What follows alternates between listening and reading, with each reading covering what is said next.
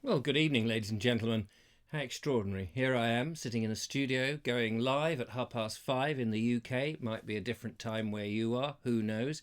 And I'm just testing the system. After last week's debacle, where we had to quit the studio here and leap into my front room with all the books and the mess and everything, and then upload the show and get the computer all sorted out and plug in a webcam and all that nonsense, I have decided this week on the Vobes show that we're going to make sure that everything is working tickety-boo, which I'm hoping, fingers crossed, that it all is.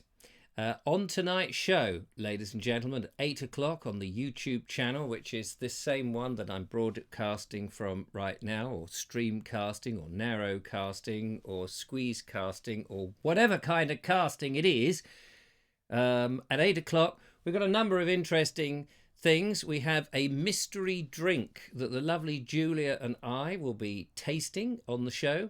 See what you think. Want to find out what your favourite drink is. I have seen Christmas puddings in the supermarket. Here we are at the beginning of September, and already it's Christmas puddings from £1, that size. I was nearly tempted to buy one, but I don't think the lovely Julia likes Christmas puddings. So I was going to attempt to buy one and try one live on the show, which would have been quite fun. Also, the lovely Elaine Brazier has sent in a massive, great big box here with clues. The lovely Elaine Brazier is the master of the what's in the box. So we're very much looking forward to that. All I know is there's something fragile in it, so we have to be a bit careful how we open that. The clues are here, and I'm looking very much for the lovely Julia to assist me this evening. So that's all good. Now, I'm just going to check to see whether the pop-up bit is working and whether there is actually anybody out there or watching, looking, and all that sort of nonsense. And I can see so far that D for Bricks is out there. Hello, D for Bricks. Hope you're well. Anne Osborne is there. Andy Dalgleish says all okay this end, which is very good. I don't know how many. What does it show here? 6 people are watching there. It is 5:30, so most people will be travelling back from work or getting their Essie lit. I have already lit my Essie. Have you lit your Essie or your Arga or your range, whatever it is? Or have you got the campfire going? You may be watching this show out in the middle of nowhere by a tent, in a clearing, a forest clearing maybe, and you've got the old sticks and you're rubbing them together because, you know, it's going to be a cold old night or the wind is blowing. You want to be huddled up and nice and warm wherever you are, which I'm sure will be the case. You never quite know. Hello to Anne. It's nice to see you there. If you're there, if you could just say hello, that would be great, just to know it's all watching. Daniel wants to know what I'm having for dinner. Well, I'm very privileged tonight because the lovely Julia is making a spaghetti bolognese and she's going to bring some over. Probably won't have it in the show. No doubt we'll have it after the show. So I might just do some baked beans on toast with a bit of grated cheese on the top and some black pepper. That's probably what I've got. I've also got some raspberries and some yogurt. So I'm not going to starve, which you'll be pleased to know, which is very good. Henry's Adventures is there. Good afternoon, Henry. Henry has a excellent YouTube channel. He also puts his videos onto the Bald Explorer Facebook page group, which is fantastic. And he goes around looking at a lot of train things, has to be fair. That's his main passion. I think that's fair to say, isn't it, Henry? But he also has interest in heritage landscape. Not so much the nature, as I recall, but he's a very knowledgeable chap. I've never actually met him, but I gather that he's quite a tall bloke, well built, and doesn't suffer fools. Why he watches me, I have no idea. Graham Whittington is there. Hello, Graham. Graham is up that way towards North Chapel and Petworth way, if I've got that right. Very nice chap who recently put together a lovely video about Ebano Common, which is here in West Sussex, one of the Sussex Wildlife Trust's wonderful common, bit of lovely space there. And it was lovely to see your video. Thank you very much, Graham. You see, we're very inclusive here. We like to embrace you with our hands and arms and say welcome along.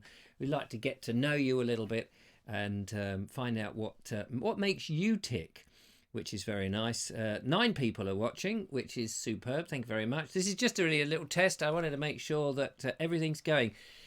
Last week, I had a Windows update which hijacked my laptop, which was very irritating, and took about an hour to do the update. And ever since then, I've noticed the computer, or rather the laptop, is just that bit slower than it used to be. And I'm sure that what these people at Microsoft and other operating software experts do is just put in a bit of a lag factor so that eventually when Windows 11 comes out or whatever other upgrading operating system comes out, you'll go, oh, I better get that because this one is so slow and weighty.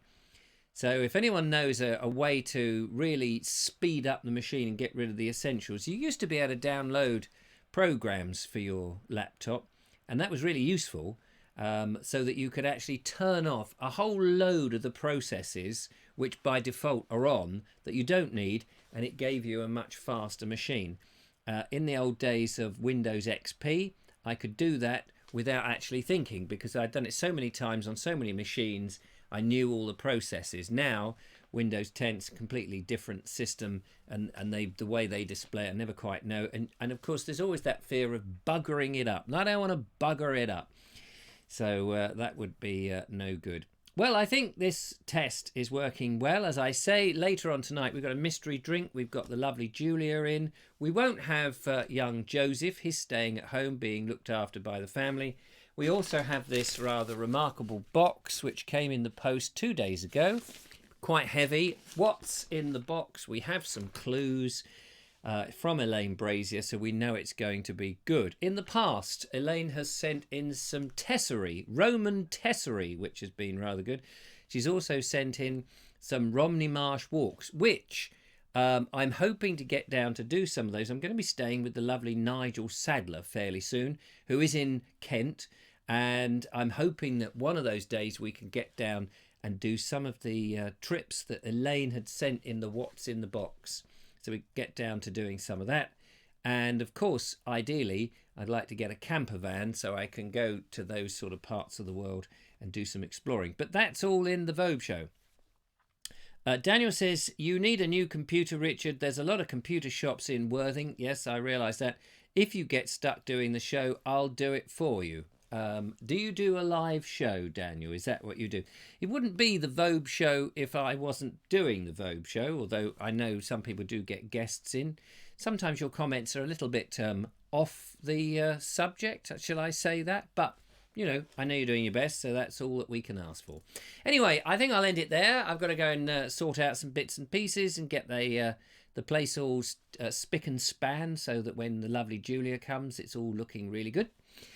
Because, you know, she'll come round and just go, oh, no, it's not very nice, is it? Not that she is Kenneth Williams, but she will, you know, double check. Says, oh, it's a bit rancid in here, mate. So I better go and sort everything out. Not least, put a couple of logs on the Essie. Anyway, thank you so much for watching. I will go and sign off now. There's only one way to do that. Oh, just before I go, is the brightness, are we bright enough, or is the picture a little bit dim? I've played around with the settings on the camera. It looks a bit dim to me. Maybe you could just advise me. Does that look dim to you? It looks a bit dim. I might have to up the brightness a bit, open the aperture.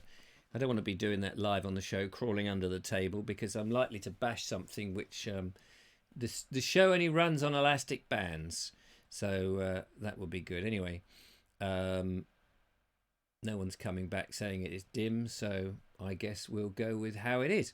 All right. Thank you so much. Lovely to see you. Take care, one and all, and I will see you in a few hours at 8 o'clock UK time, which I think we are still in summertime, wherever you happen to be. Till then, see you soon. Bye-bye.